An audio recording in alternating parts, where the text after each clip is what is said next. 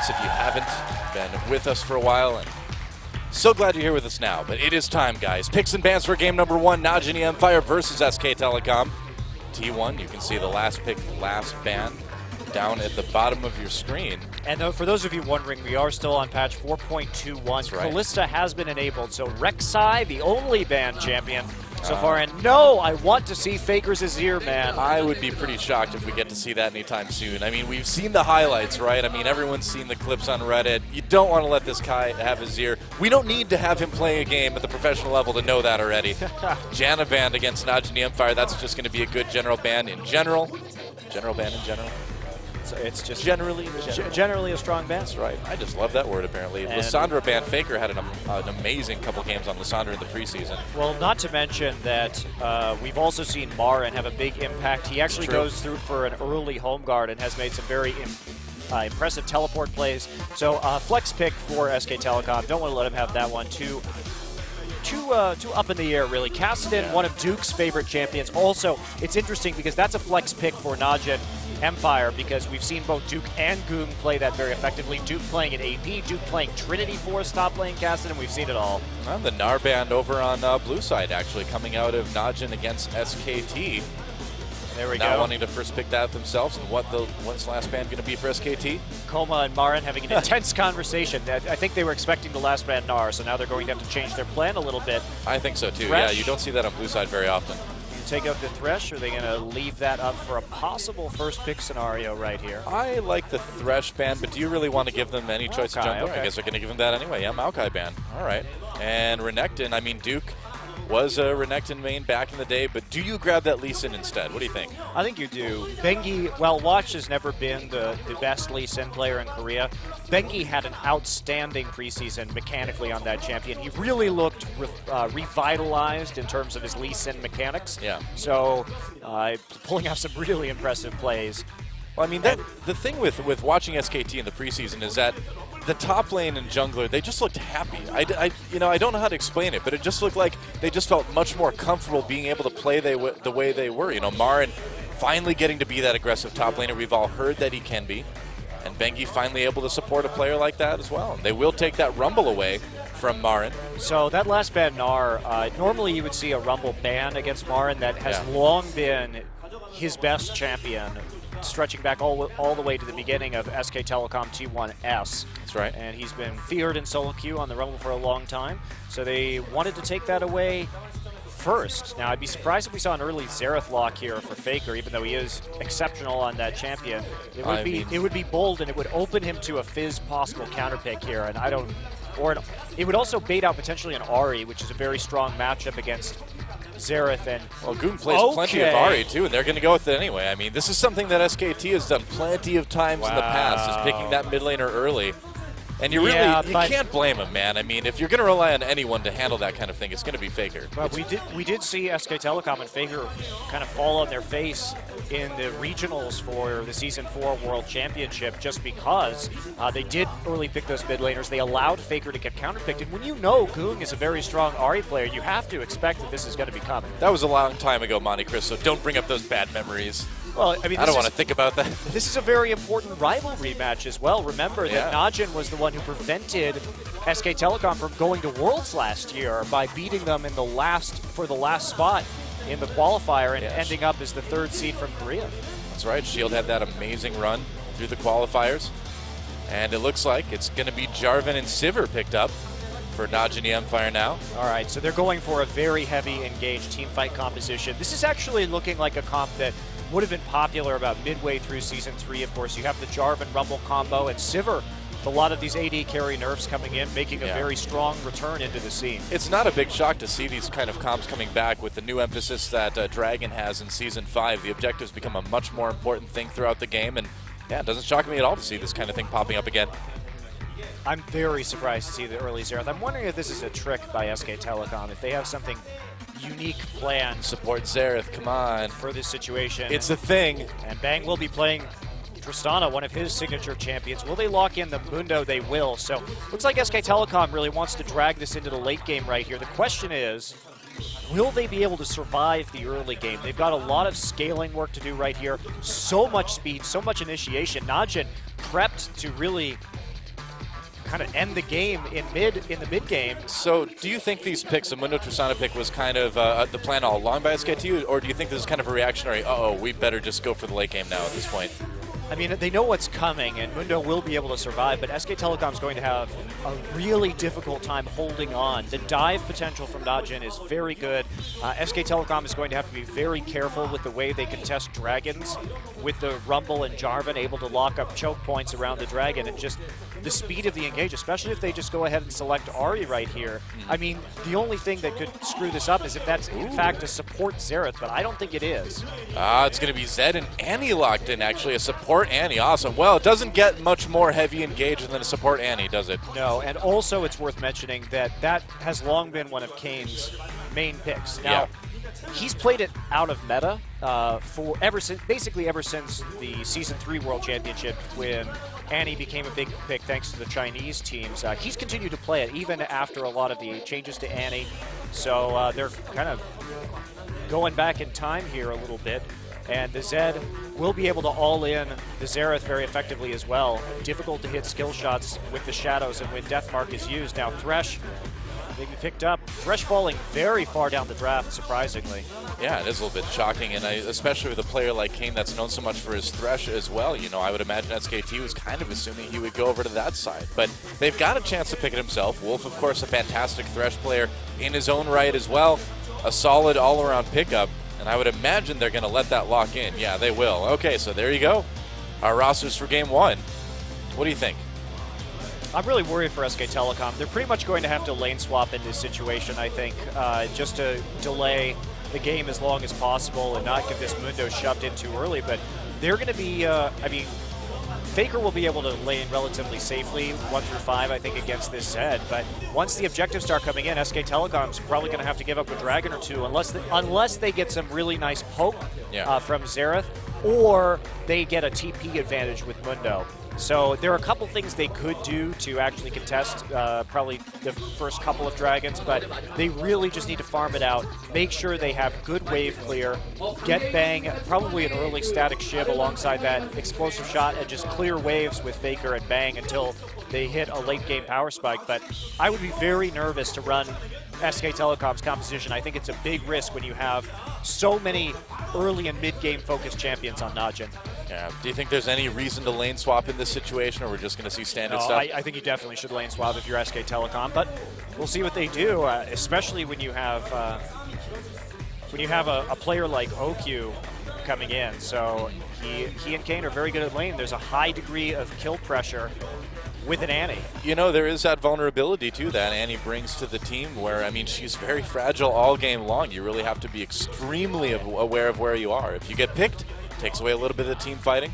All Kane has to do is just throw his bear and die and let Rumble and Zed and Sivir pick up the pieces. So yeah, it doesn't as really... long as the bear is down, then you can die. Exactly. Yeah. Your job is done. Run one round of cooldowns on Annie.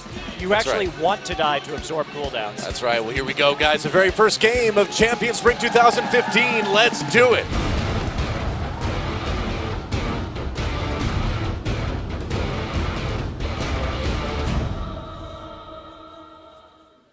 Wow, Watch has grown in power so much that he doesn't even need to take off his hood now. Welcome to Summoner's Rift, guys. Match 1, set 1. NJE mFire versus SK Telecom T1. Champions is back, guys. So we'll take a look at this level 1. SK Telecom has a lot of people on the top side of the map right now. Looks like they do want to get some wards down early. Wolf will be discovered in that brush, so see if Najin is going to call this lane swap or not, or whether they'd rather just, they are going to call it. In fact, you see Annie and Sivir recalling immediately. So, but is this a mind game now that Wolf has been seen? Will he just transfer to the bottom lane? And it looks like they might be. The reverse mind game? Find out. Nope, turning around to follow Bang up to the top lane, so we may end up with the duos facing off in the same lane after all. Looks like for now that's what they're planning. Faker already getting a little bit of early poke onto Goon. Goon actually taking the longsword first. This is pretty aggressive, yeah, especially no kidding. with That's bold. Faker's skill shot accuracy. He really feels confident in his ability to dodge the cues from Xerath and be able to respond with damage of his own. So a little interesting. That's pretty bold. Yeah, a little bit of extra AD as well will help him with a bit of long-range farming that he might have to do if he gets poked out of lane. And, oh boy, the cheese is strong with this one. Oh, Wolf. Oh, Wolf. He's going to face check, and he does. Takes a little bit of damage, but things didn't turn out that bad, actually. Yeah, no charge stun onto Kane, so not too bad, but early trade, every little bit helps. And it's like Najin will call the lane swap and get the lanes they wanted, and this is a pretty ideal situation for them. They're going to have a lot more pressure early. Of course, Oki will be able to control the wave with his boomerang blade. Bang's going to have to wait to get some explosive shots. And the bottom side, Mundo's just kind of going to have to play back and farm with his cleaver. So lane pressure going early to Najin. And this is great for them because if they can chip away at these towers early, they can just move down to the Dragon with very little fear because they'll be able to push all the lanes up to the tier 2. And Najin gets at level 2 a little bit first as well. You know, we saw Kane helping with the auto attacking, trying to get that XP edge, and they will push Wolf and Bang back under turret for now. Meanwhile, in the mid lane, things going about as expected. Goong taking a little bit of damage. Faker does not miss a lot of those skill shots, and he's going to have a little bit of a hard time hitting every single one of those creeps. You can farm okay with the Q on Zed, but wow, direct hit. Yeah, and the thing about Goong is he's really going to have to be going all in. As you take a look at some stats there at the bottom of your screen. Yeah, that's right. Looking at this specific matchup here, the points going again slightly in Faker's side, but not all that much. Goong has always been one of the top mid laners here in Korea, and we mentioned before, this is a big rivalry matchup. Both of these guys want to prove that they're the top mid laner. Yeah, and this is a matchup that will tilt in Xerath's favor pre-6. And then if Goong gets some help in the jungle, Faker's going to have to play very cautiously to make sure he doesn't get all in and die. Of course, especially with Jarvan, Zed, your flash is down, you're pretty much going to die. These teamfight engages from Najin are going to be one of the most fun things to watch. Oh, yes. Very fast, very bold, very aggressive. I'm really happy to see Annie come back, too. I mean, she's definitely one of the most fun champions to play, you know, in and out of lane. I think, wow, Goong getting very, very low. Going to have to use one of those potions there. But just being able to have that crazy auto attack range on Annie and then combining that with the Spell Thief's Edge, long distance farming, it's great. Gold farming on hitting people. I'm a bit surprised by the longsword start instead of the Doran's shield, which I would have expected in this matchup. But Goong,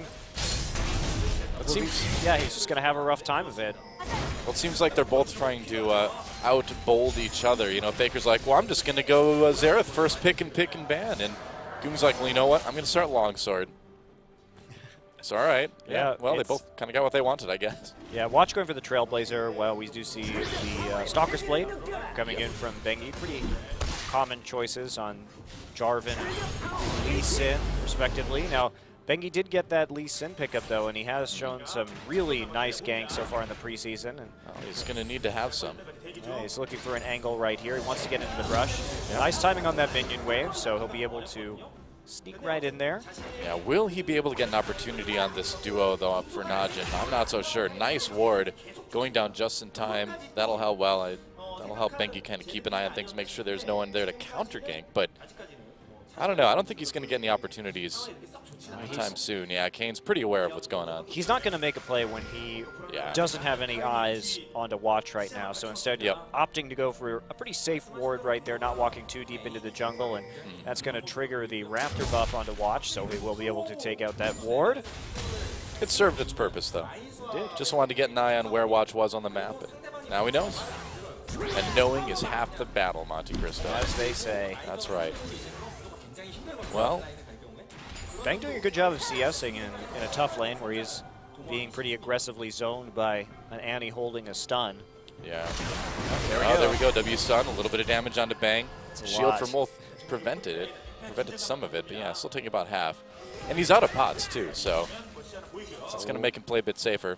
Considerable amount of damage for one trade. Duke playing pretty far back right now. Yeah, well, he knows. Well, I mean, he knows that this is the dangerous situation to be in, considering that his lane is pushing up towards the top. And there we go, Goong on the roll. Oh wow, Goong going in on the Bengi, and there's a first blood taken by Duke. Able to work with Goong to pick that one up. Not bad at all. Fantastic roam right there. That's just good game sense. Yeah. With the death sentence, Kane flashes away. Will he make it? No, Faker comes in for the cleanup, and Bengi chasing OQ. He's going to have to give that one up. Health pool just a little bit too low. But Faker with his first kill of the game. That was a communication mistake between OQ and Kane right there. They should not have split like that. He really left Kane high and dry, so it seems like they didn't actively communicate about what was going on. Bang on the recall, but here comes Goong. He's on the hunt. Can he get out? He's in trouble now going into OQ. There's a lantern. Can he make it out? He will, but the under turret, the death mark comes in. Will Bang survive? No, he won't. There's a kill for Goong. He needed that. Oh, he died to the turret though, and Bang gets the killing blow for that one. Meanwhile, Marin managed to get himself killed down in bot lane as well. Watch picking up the assist for that one, it looks like. Yeah, Watch coming in right there. Interestingly, Marin didn't burn his flash, so we'll have to see how exactly this works. And SK Telecom, they're doing a good job of trading 1-for-1 right here across the map against a team that they really shouldn't be able to put this much pressure on early. Right. So let's see how check this this out. works. Duke's just going to walk right in. Wow. There's the knock-up, and pretty easy dive when the ult from Mundo isn't up. It was on cooldown at that point, and that makes an easy gank for Najin. Yeah, good move, though. From Watch coming down there, and no ultimate yet from Jarvan, but Marin just choosing not to use the flash. Oh, Mundo's one of those characters too that, you know, you can die a couple times early on. It's more about what he becomes in the late game, and it's not that big of a deal. Attempted blue steal from SKT, but it looks like Najin's got that locked down. Great wards coming in from SK Telecom, though, just so they can try and make a play, and that's going to cause Najin to be a little nervous right there, especially with Marin kind of hanging out in the enemy jungle. We're seeing the lane swap back right now. Looks like Najin is interested in a little more dragon control as we close in on the 10-minute mark, and where it's a little more feasible to do the dragon, especially since Duke has teleport advantage right now. When Marin just opted to use that after his death, now Najin has a lot more freedom on the map. So Najin should be playing to get some wards around the pit right now and try and find that opening in order to get the dragon. So Faker will probably try and play a little bit more aggressively at this point. He's going to want to push up that lane as well as he can, and the blue buff will help. So the key right now for SK Telecom is keeping some semblance of control over the mid lane. They're waiting for Faker to come and try to get this blue, and there Goong goes way deep, manages to back off though. They're not going to be able to take out Faker, and he does manage to pick up the blue buff, but nice attempt by Najin there. Yeah, and crucially, he also chunked out Faker, and so that's going to prompt him to go back. Now look at the damage Oki's putting down onto Marin. We'll see if they want to go for a dragon at this point. They certainly could. They may try for the dive first. Marin low. Oh boy, here we go. Turret's low as well. Watch thinking about coming in. Marin slowing people down. There's a lantern. Can he get out? He can. That ultimate press a lantern. It's going to be okay. No, Duke coming in as well. The box lane defensively. Marin, his ult still healing. And Wolf trying to save his top laner. And he will. But another kill for Najin. And they got the turret as well. Now they can transition smoothly into the dragon. Now, SK Telecom, this isn't the end of the world. Faker's going to put down some decent damage on the mid lane. Bang's going to put some decent damage on the top lane. They're going to keep farming. They're going to push out those lanes. And again, if you're running a team composition like SK Telecom against a team composition like Najin, you have to expect that you're going to give up a few early dragons. It's going to be okay. And veteran teams will know not to panic. Yeah. It's fine.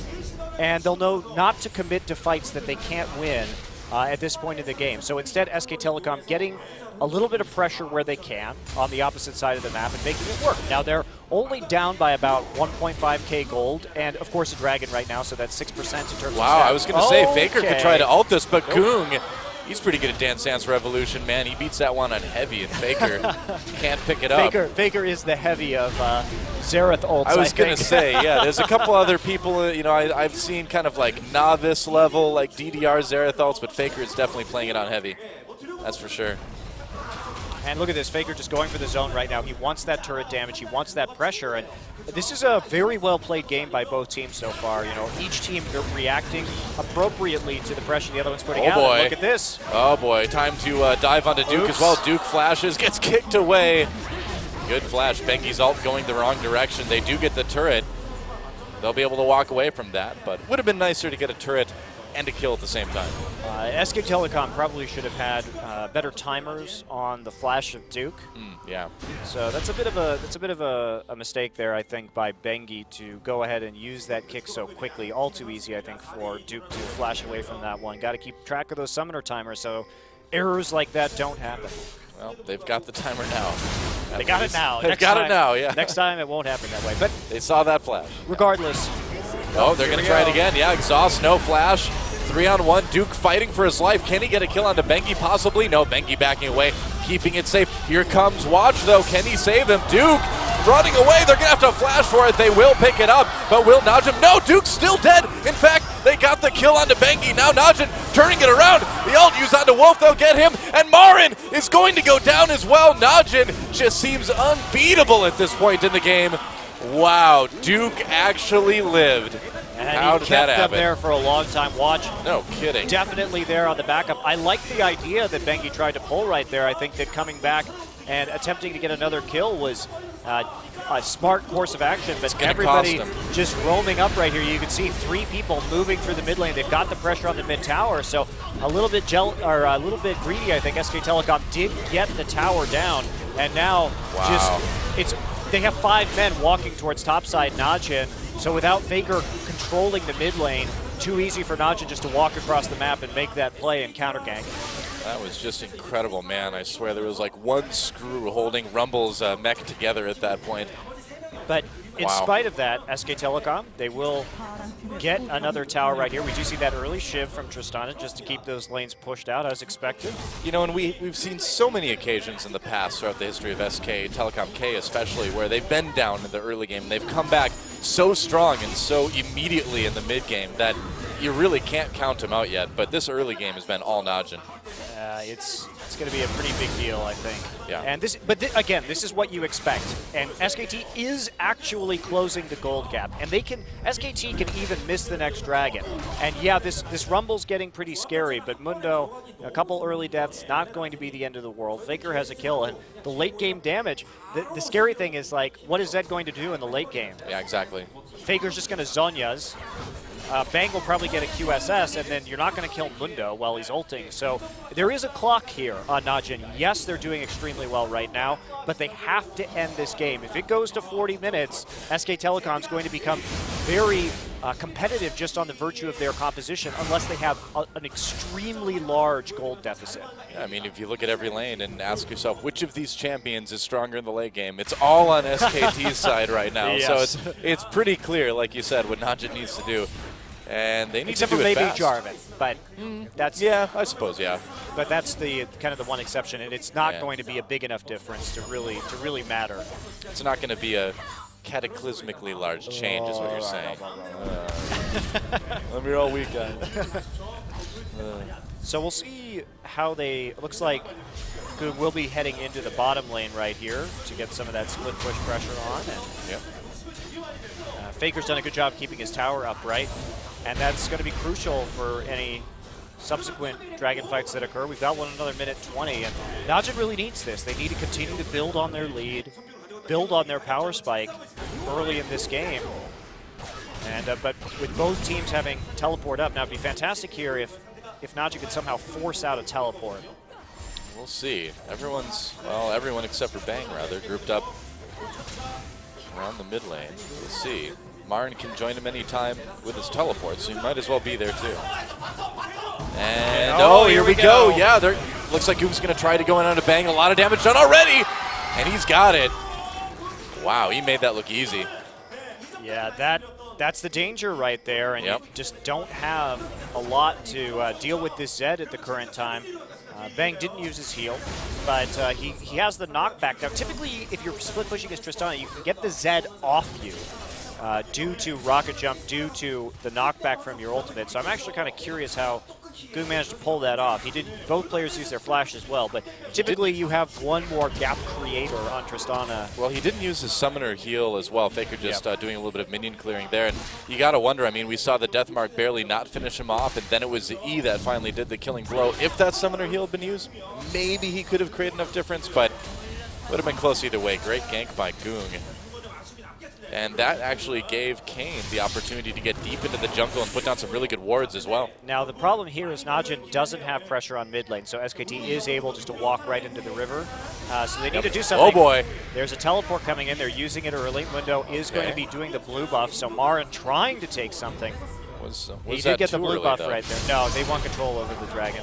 Looks like they'll be going for it again. Faker has that chance to steal as well. Wolf Looking for an opportunity, throws in the death sentence, doesn't hit anyone, just zoning. That's right, the teleport coming in for Mar. Now there's the equalizer going down. Najin engages, and look at that, all over SKT. That is the team fight we were talking about. Another kill as Goong takes down Faker, and Wolf and Bang just left to flee the fight. Wow. That is exactly the danger that Najin's team comp presented. There you go. That's it right there, guys. Okay, well, right here, SK Telecom, this is one of those points where you're like, you don't fight that dragon. You take what you can get. Marin had the top lane pushed. Marin could have kept on putting pressure. Marin got their blue buff. I mean, you got what you can get, but look at this engage right there. First off, that's just a great team engage. Now, Watch actually probably should have ulted the backline of Wolf and Faker right there because they already had everybody else locked up with Equalizer and Tibbers.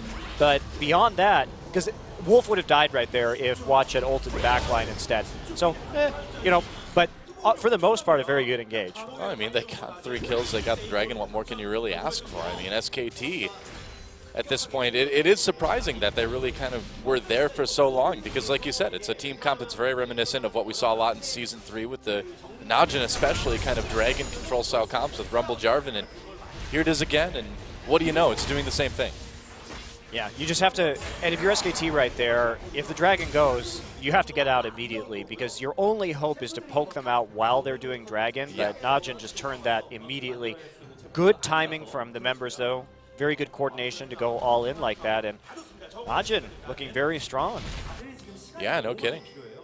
Well, you know, along with SKT, easily the 2 strongest teams in Korea, but it really did look like there was a bit of a gap between SKT and Najin, you know, with SKT being the better team. But so far in Game 1, Najin is playing this beautifully. But again, that was the question. We only saw 2 games. Yeah, that's two games true. with OQ and Kane. With this roster, 2 games, and it was against CJ, which, given how poor CJ is looking right now, really wasn't a great indicator of how good this Najin team was going to be. Yeah.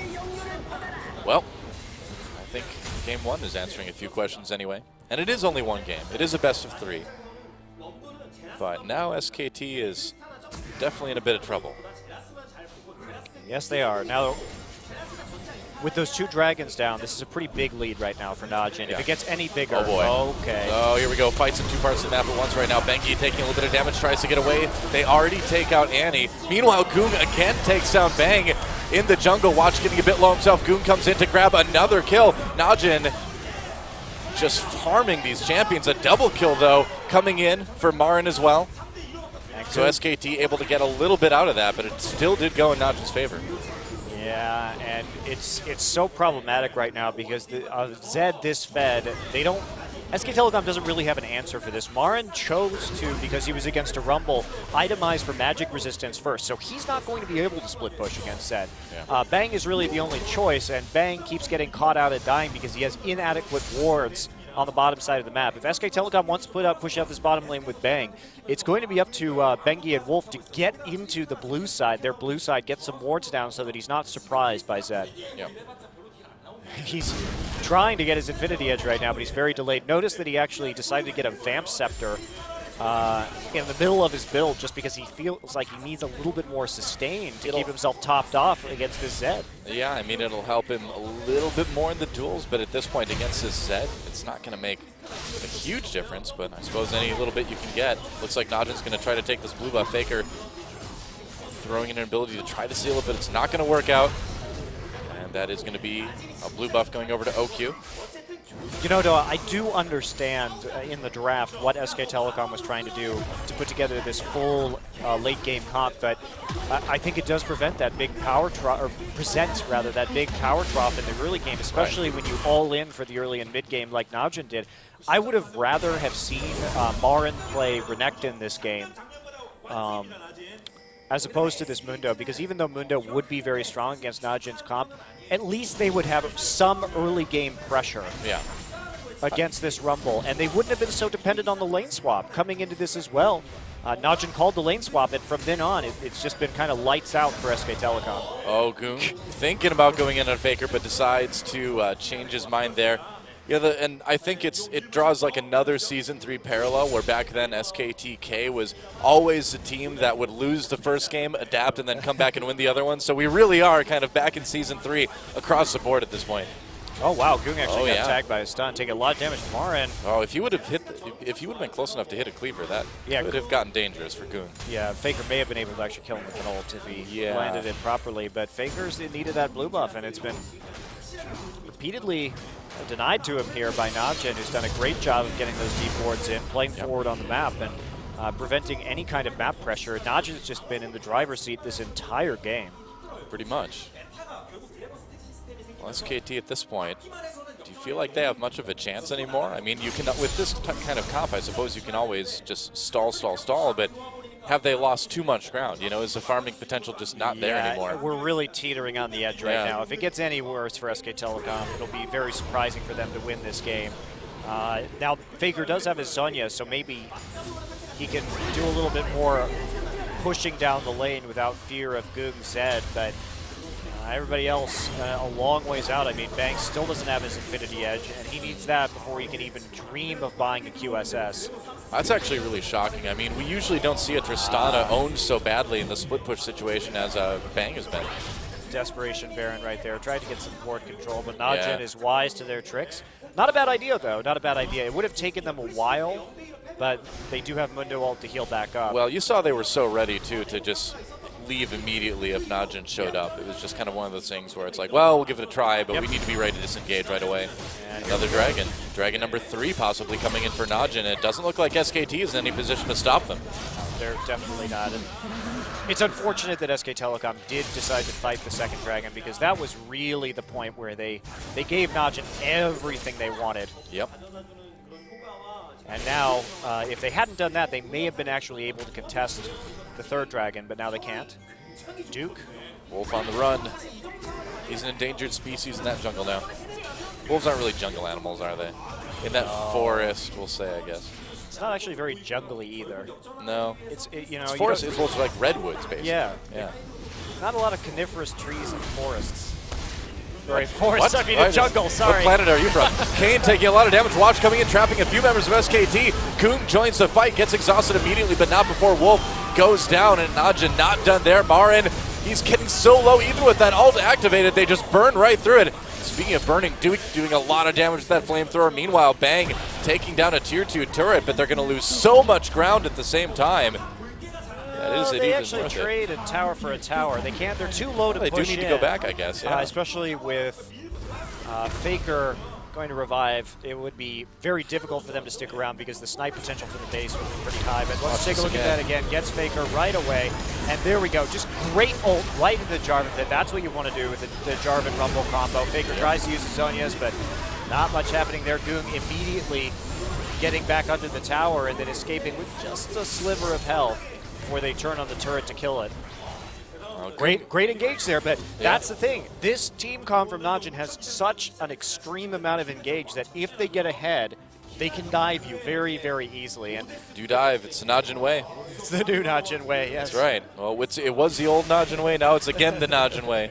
Before it was do zigs, now it's do dive again. I like this better. I'm happy we're back to do dive. Do Winions was the old Najin shield way.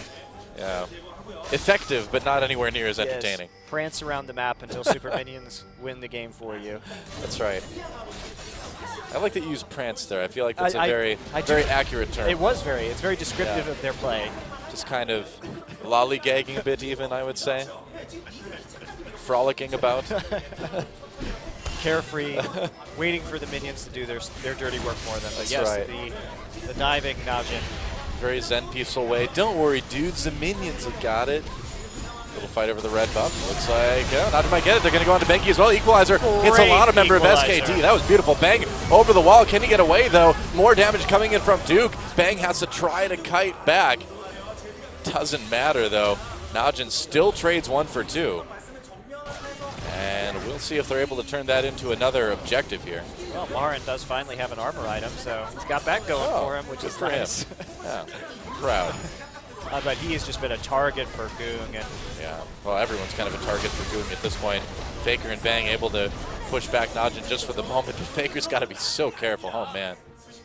Very fragile still. Things you don't want to see in a game. 25 minutes in, 8-1 and 6 Zed. Yep. Pretty darn scary. And I still really nobody who can even remotely deal with his split pushing. Other things you don't want to see in a game are like Mundo versus Mundo blind pick.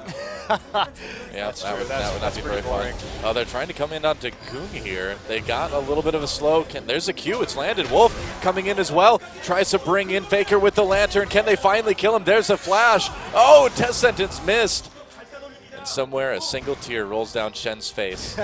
It's like Zed is the ninja I always wish I could be. That was a very ninja-esque escape, wasn't it? It was, man. He vanished. Well, just right there, too. Vanishes right to the ground.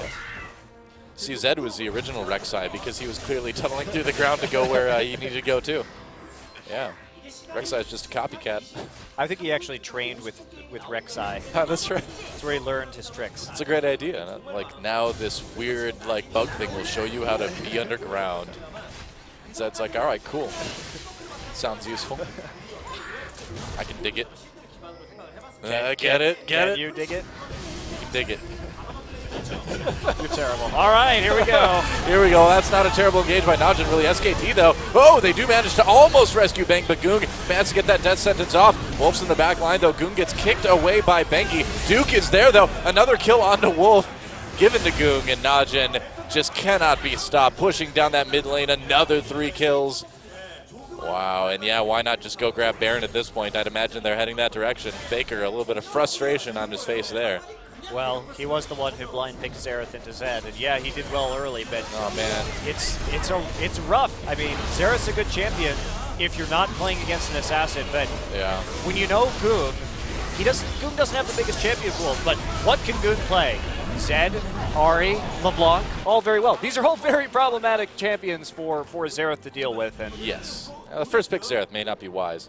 Yeah, I just noticed too that Baron is apparently one of those people that doesn't take his Christmas decorations down until like April. You know, well, there we see the engage Faker Zonia's right away, but already too late. Yeah, another great initiation combo right there. Nice equalizer, splitting up the team. I like how Goong just allows Goong and Rumble Duke walk forward. They get the ult down, but they continue to pursue the backline and just let the rest of the members of Najin clean out Faker while he's burning from the equalizer. Great team fighting right there.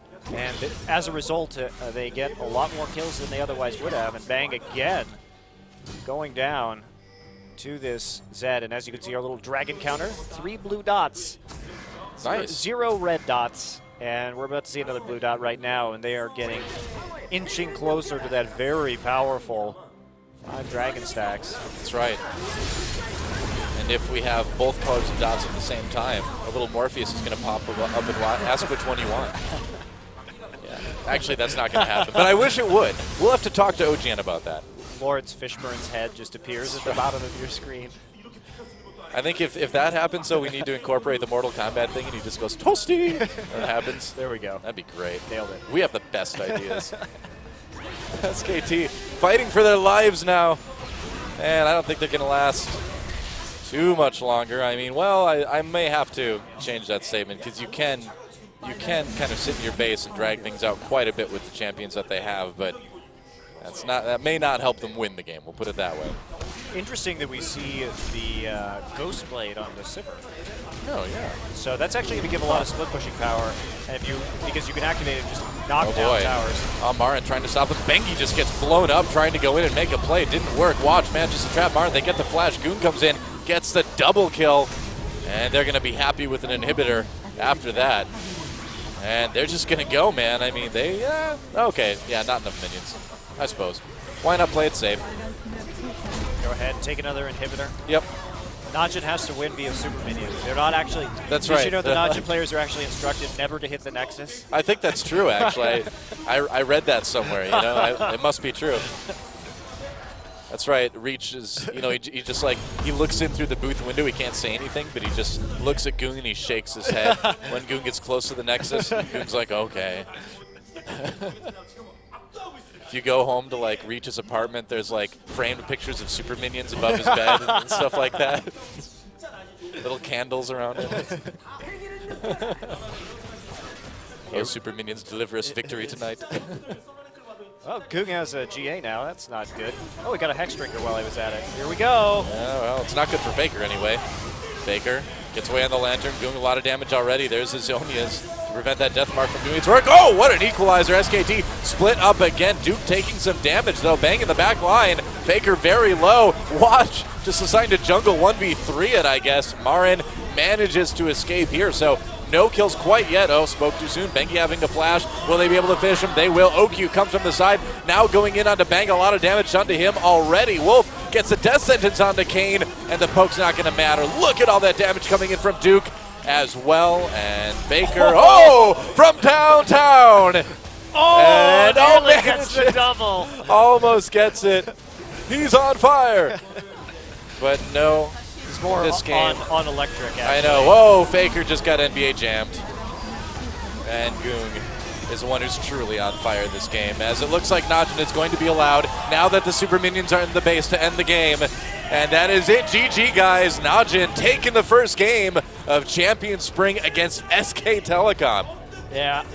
Najin showing that they can hang with the best here in Korea after a tough loss in the preseason. Great crush play. The best. Well, to be honest, I think this was very much exacerbated by SK Telecom's pretty poor pick and ban phase. Yeah. I think they'll adapt, and we won't see such a one-sided game in the second one of the night. Well, we've certainly seen SKT be able to adapt like that in the past and come back and win in some very, very down-and-out situations. But it's got to feel good to take that first game against a player like Faker.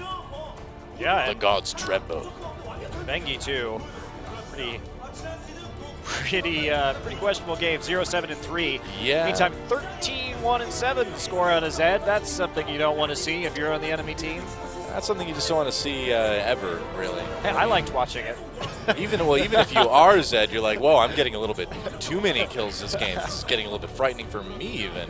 I'm a little bit out of control right now, but That's Duke. right. Somebody stop me. Duke with some great ult set game as well. He really followed up on the initiations nicely, made the most out of Watch's Cataclysms and the Sivir ult as well. Yep.